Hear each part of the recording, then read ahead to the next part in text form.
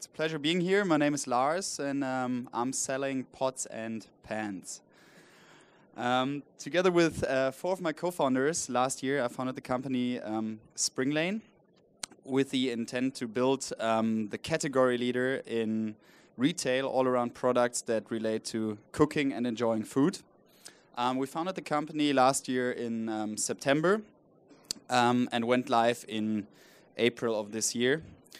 And before I give you an insight of what Springlane is all about and what we're striving to do, I would give you one example why we think that cooking equipment is a hot market. So what you see on this crowded slide is really the advent of all those content portals that cater to the interest of people that like cooking. And those portals exploded really in the last years. So you can see that cooking as a lifestyle category really has hit mainstream in the last 5 years. However, most of those portals, 95%, earn their revenue through display advertisings. And we want to go a step further and say, okay, we combine content with commerce in a very emotional market. And that is the opportunity that we're exploiting at the moment. Excuse me, in the back, can you decrease the screen size a little bit? Because, hello? Can you decrease the screen size a little bit? Because it can barely be seen.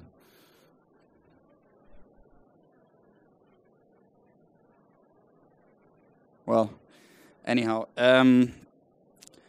so can you?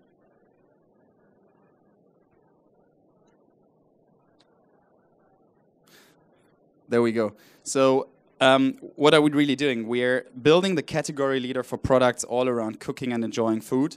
And we want to do this in a setting where we build the one-stop shop where you turn to when you're interested in cooking, when you want to find out about cooking, and eventually also want to purchase products that relate to cooking. So we're focusing really on kitchen equipment, on products for the tabletop, because eventually once you cook something nice, you also want to eat it in a nice setting. And then you might drink a nice bottle of wine with it, or also enjoy fine foods, herbs, etc. with it. So that's what we're doing. Jumping to the business model, what we're really doing is we're merging content and commerce with the intent to build a Williams-Sonoma 2.0. The last year we really focused on the e-commerce experience, so we've built a high-performance e-commerce shop. We're now online with 6,000 SKUs, which we will grow to 10,000 SKUs by Christmas. We largely focused on kitchen equipment in first place and are now venturing out into the product categories of tabletop, wine, and fine foods.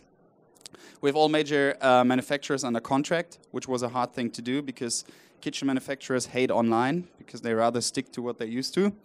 And we're working together with an offline partner, which helps us to keep our inventory levels at minimum because we can basically order on demand. We heavily focused on conversion optimization first. So we followed basically the Amazon or Zalando approach and have a state-of-the-art BI solution in the back so we know who our customers are, how they behave, and how we can cluster them. In order to keep the operations lean, I mentioned before the offline partner, we also outsourced our logistics. So basically our logistic costs are variable right now. And we can quickly scale now that sales are picking up. We don't want to stop there. We want to fuel that experience, really. And that's why we have exclusive agreements with top celebrity chefs in Germany. So we're working together with Tim Melzer and Frank Cousin, for example. Think Gordon Ramsay in the UK or Jamie Oliver and the likes. And they really promote the products. They bring in content.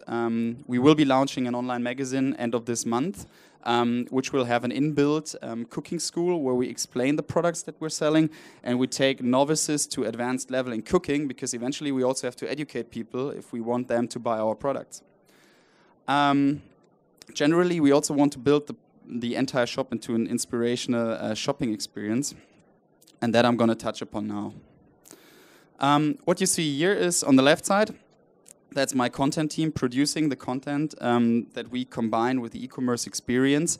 So it's all about the experience, the emotions, etc. On the right hand, you have the rather conversion optimized front end where people turn to when they want to buy a pot and they will find the pot they need. But eventually we also want to upsell products to the customers that they are actually not aware of that they need those products. So how are we going to do that? We're going to combine it. So eventually we're turning to an inspirational shopping format, because what we found out from our customer surveys, from the experience that we had with the customers that purchased in the past, is that in cooking, people oftentimes think in certain ways to cook. That is the example, for American bakery. So a lot of people are interested in muffins, donuts, cronuts, and that's a huge trend in Germany at the moment. So people first try to find out how it's done. Once they know how it's done, they also buy the products they need to actually bake those products. And here we combine this emotional experience with the products and with how-to guides. Now you might say, okay, that all sounds nice, but eventually is there a market for that product? Indeed, there is. Because people have been buying kitchen equipment through all the centuries, and they still do. And in that slide, I basically want you to take away that the market is big. So in Europe, we're talking about a market of 20.5 billion. Out of those, 80% are accounted for by Germany, France, Italy, Spain, and the Netherlands. And what's really striking to us is that e-commerce penetration is immensely low. We're talking about 2% e-commerce penetration at the moment.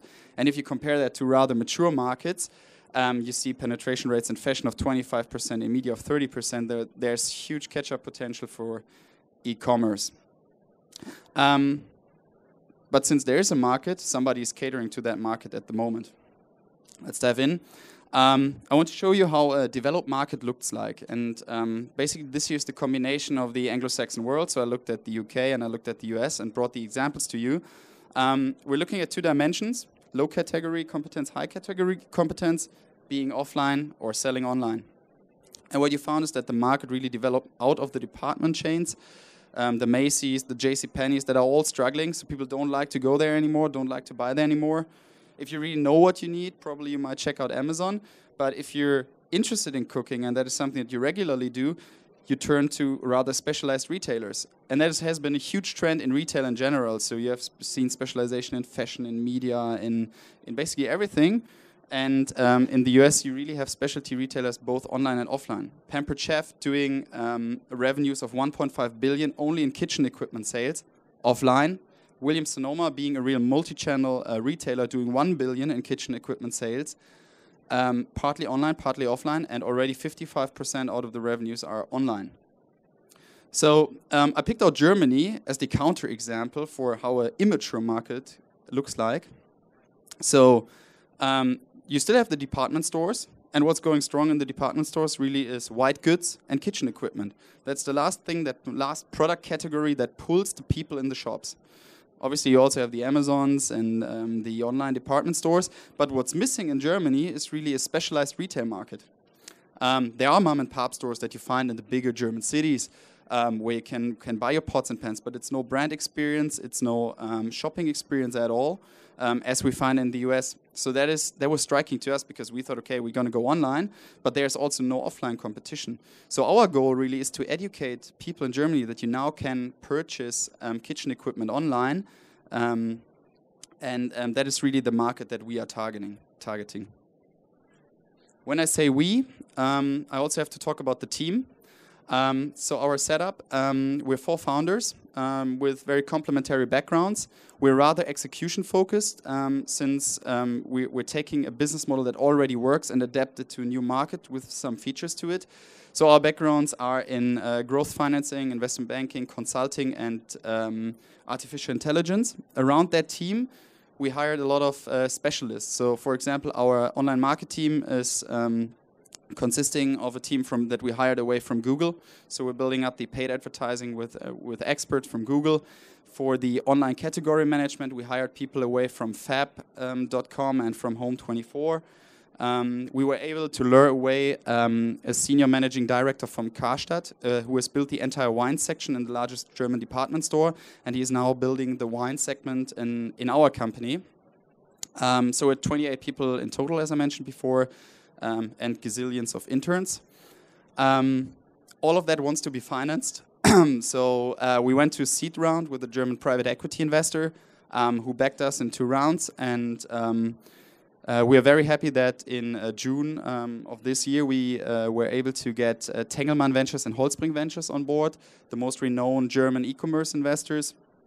And in total, we have a financing of 4.5 million. Our investors, they have great experience in e-commerce, so they also help us with their network. They have built success cases such as Zalando or West Wing, which is a very related category.